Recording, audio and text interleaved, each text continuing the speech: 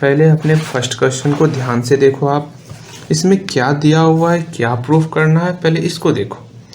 लेकिन इसमें भी आपको जो है कंटिन्यूअस दिखाना होगा फंक्शन को, और ये दिखाना पड़ेगा कि फंक्शन जो है आपका डिफरेंशिएबल नहीं है। तो शायद चारों क्वेश्चन में सेम यही टाइप का क्वेश्चन, इसमें आपको कंटिन्यूअस और डिफरेंशिएबिलिटी इसी को चेक करने के लिए इस क्वेश्चन में पूछा गया है। दोनों को चेक करने के लिए आपको ध्यान में क्या रखना होगा, अगर आपको कंटिन्यूअस चेक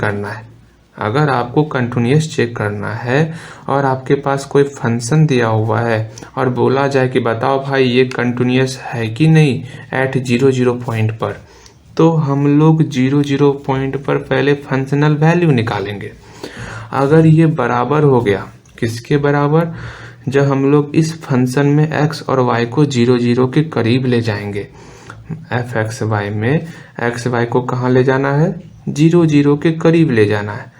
अगर उस कंडीशन में फंक्शन बराबर हो गया दोनों, तो फंक्शन मेरा कंटिन्यूअस है। इस तरह हम लोग कंटिन्यूटी का पता लगाएंगे। एंड डिफरेंशिएबिलिटी का मैंने आपको इससे पहले वाले वीडियो में लेक्चर फर्स्ट में, इस टॉपिक का लेक्चर फर्स्ट जो था उसमें मैंने आपको 3 फॉर्मूले बताए थे ना।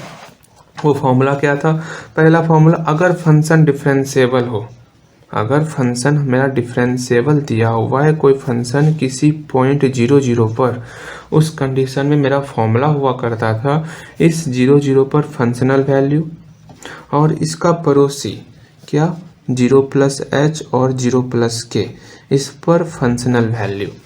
ये बराबर होता था ah plus bk plus h into phi H K plus k into psi H K. बस इसको आपको ध्यान में रखना है, ठीक। एक बार मैं फिर से कह रहा हूँ कि डिफरेंशिएबिलिटी के लिए आपको ये फॉर्मूला याद रखना पड़ेगा, क्योंकि हमको जब क्वेश्चन में दिया रहेगा कि आप बताइए डिफरेंशिएबल है कि नहीं है, तो हम लोग पहले मान लेंगे कि फंक्शन मेरा डिफरेंशिएबल है, मान लिए। उसके बाद इस फॉर्मूले को लिख लेंगे। इसमें a और b का हम जानते हैं, a का वैल्यू किसके बराबर होता है, f(x) 0 और b का वैल्यू f(y) 0 होता है ना।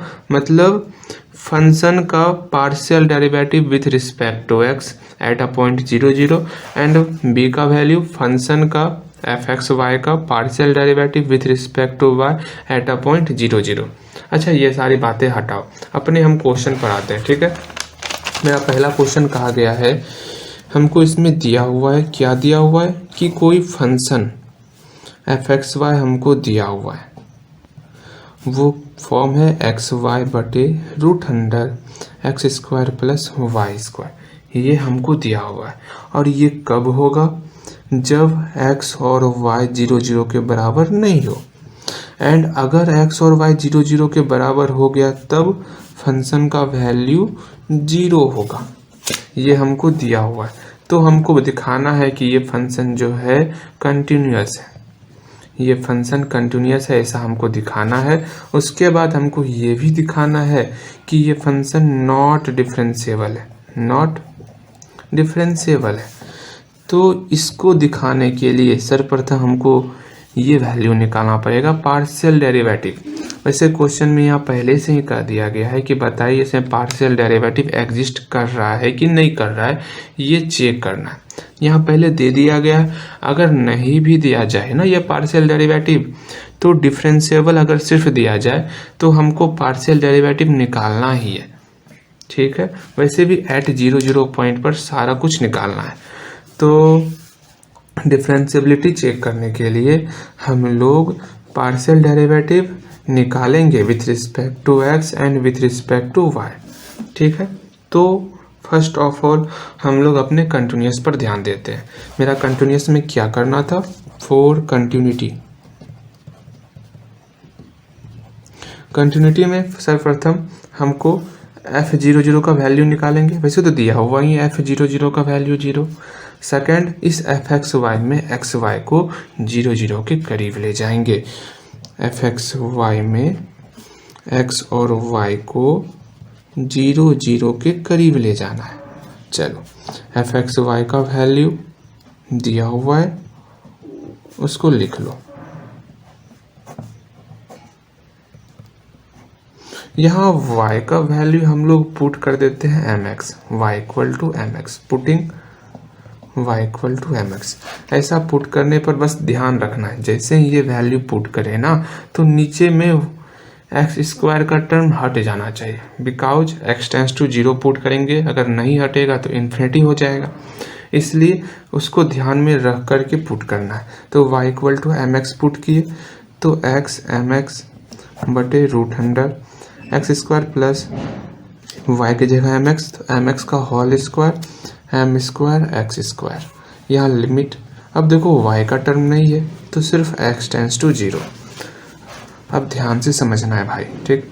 ऊपर में क्या हुआ, limit x tends to 0 m x square, नीचे में एक्स स्क्वायर कॉमन लेकर के तो x square into 1 plus m square, x square को बाहर निकाले रूट के तो x हो गया root under 1 plus m square. ये और ये कैंसिल हो गया, बचा यहाँ सिर्फ x। अगर हम लोग x का वैल्यू 0 पुट करेंगे तो जीरोस में ये पूरा मल्टीप्लाई होगा m बटे root under 1 plus m square, तो ये ओवरऑल 0 ही हो जाएगा। तो ये वैल्यू आपका 0 हो गया। और f00 भी निकालना है, f00 ये भी तो 0 हो गया, इसका मतलब ये हमारा कंटिन्यूअस है, therefore function f(x,y) is continuous.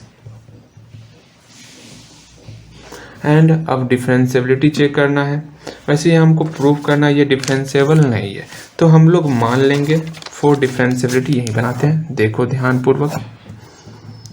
For differentiability के लिए फर्स्ट ऑफ ऑल हमको पार्शियल डेरिवेटिव निकालना होगा, तो पहले पार्शियल डेरिवेटिव निकाल लेते हैं, वरना वहाँ पर जरूरी पड़ेगा तो कहाँ से लाओगे। तो पार्शियल डेरिवेटिव ही निकाल लेते हैं फर्स्ट ऑफ ऑल। इसका फॉर्मूला मैंने बताया हुआ है पहले वीडियो में। क्या था फॉर्मूला कि x के रिस्पेक्ट में पार्शियल डेरिवेटिव, तो limit h tends to 0, h को 0 के बराबर करना है, 0 पॉइंट है तो f00 x के रिस्पेक्ट में तो सिर्फ x में चेंज आएगा, तो f0 प्लस h 0। ये फॉर्मूला था, याद कर लेना आप। ओके, एंड यहाँ देखो limit h tends to 0, f00 का वैल्यू 0 दिया हुआ है, 0 माइनस एफ एच कोमा 0। अब जो इस फंक्शन में x के जगह पर h, y के जगह पर 0 पुट करो। जैसे ही y का वैल्यू 0 पुट करोगे ये पूरा फंक्शन 0 हो जाएगा, इसका वैल्यू 0 हो गया बटे h, मतलब ओवरऑल इसका वैल्यू 0 हो रहा है, 0 बटे h 0, h का टर्म खत्म तो इसका वैल्यू 0 हो गया। एंड अगेन fy00 निकालेंगे।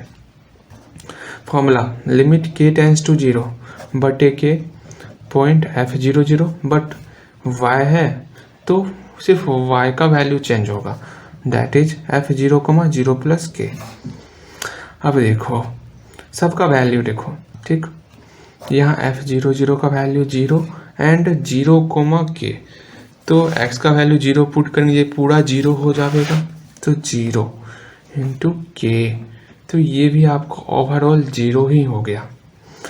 fx that is partial derivative with respect to x और विथ रिस्पेक्ट टू y, दोनों निकाल लिए। अब हम लोग डिफरेंशियबिलिटी चेक करेंगे, ये हमेशा याद रखना, इस चारों क्वेश्चन में ये आपको काम पड़ेगा, ठीक है। फॉर डिफरेंशियबिलिटी,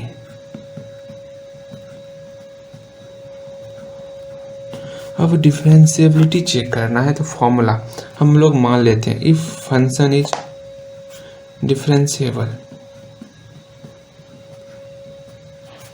अगर फंक्शन डिफरेंशिएबल है उस कंडीशन में किस पॉइंट पर, एट 0 पॉइंट पर अगर फंक्शन डिफरेंशिएबल है तो f00 माइनस, अब आप सोचोगे भैया हमको डिफरेंशियबिलिटी नहीं दिखाना है, हम लोग डिफरेंशियबिलिटी मान ही लिए हैं, ऐसा क्यों? अरे हम लोग डिफरेंशियबिलिटी माने हैं, फिर फॉर्मूला पुट करेंगे, अगर ये डिफरेंशिएबल होगा तो इक्वेशन आपका एग्जिस्ट करेगा, अगर डिफरेंशियबिलिटी नहीं होगा तो इक्वेशन भी एग्जिस्ट नहीं करेगा, ठीक है। चलो फॉर्मूला लिखते हैं, क्या था, AH plus BK plus H into phi HK plus K into psi HK, ठीक है। अब बताओ भाई, ए का वैल्यू एफ एक्स 0 0 जो कि मेरा 0 निकल गया, बी का वैल्यू एफ वाई 0 0 जो कि मेरा 0 निकल चुका है। तो ये टर्म आपका 0, ये भी टर्म आपका 0 हो जाएगा, ठीक। और एफ 0 0 का वैल्यू दिया हुआ है 0, तो बच क्या गया, देखो एफ एच कोमा के इक्वल टू ये 0 बचा, ये H phi H K plus के साई, ये फाई है एच के। चलो अब जो है फंक्शन क्या दिया हुआ है हमको, फंक्शन दिया हुआ है एक्स वाई बटे root under x square plus y square. चलो ये एक्स की जगह पर एच और वाई की जगह पर के, एच और के पुट करेंगे तो लिखो एच के बटे root under h square plus k square, ठीक है। अब हम लोग इसमें h से डिवाइड करेंगे, ठीक है, h से dividing by h, we get h से डिवाइड करता है इस फंक्शन में, तो जैसे ही h से डिवाइड करेंगे h के बटे root under h square plus k square बटे h, तो यहाँ पर h लिख देते हैं। एनी प्रॉब्लम नहीं ना, ठीक। अब ध्यान से समझना है, ठीक। इक्वल टू यहाँ से डिवाइड हो गया, बचा सिर्फ फाई एच के प्लस यहाँ h से डिवाइड के बटे h साई एच के। अब ये h और ये h कैंसिल हो गया। अब इसमें जो है हम लोग को लिमिट पुट करना है, या तो आप लिमिट पुट करो या तो k का वैल्यू mh पुट करो, दोनों में से आप कुछ भी कर सकते हो। तो हम लोग लिमिट ही पुट कर लेते हैं, टेकिंग लिमिट एच के टेंस टू 0 0, तब जाकर के क्या होगा वो देखो, वी गेट। हम लोग लिमिट पुट कर रहे हैं, ठीक। लिमिट एच कोमा के टेंस टू 0 0। अब इसमें एच और के को 0 0 के बराबर करेंगे। अभी अगर ऐसा कर दोगे ना, ये इन्फिनिटी बाई इन्फिनिटी हो जाएगा। अब बताओ, इसमें अगर h को 0 k को 0 करेंगे तो ये फाई 0 0 हो जाएगा, और फाई 0 0 तो 0 के बराबर होता है। मैंने बताया है पहले वाले वीडियो में, इस फॉर्मूले में फाई एच के और साई एच के, अगर इसमें h और k को ओरिजिन के करीब ले जाएंगे, 0 0 के करीब ले जाएंगे, इसका वैल्यू 0 होगा, ठीक है। तो ये 0 हो गया, प्लस यहाँ तो k है, लिमिट h कोमा के टेंस टू 0 0 साई का, तो यहाँ के भी है ना, के बाय एच साई एच के।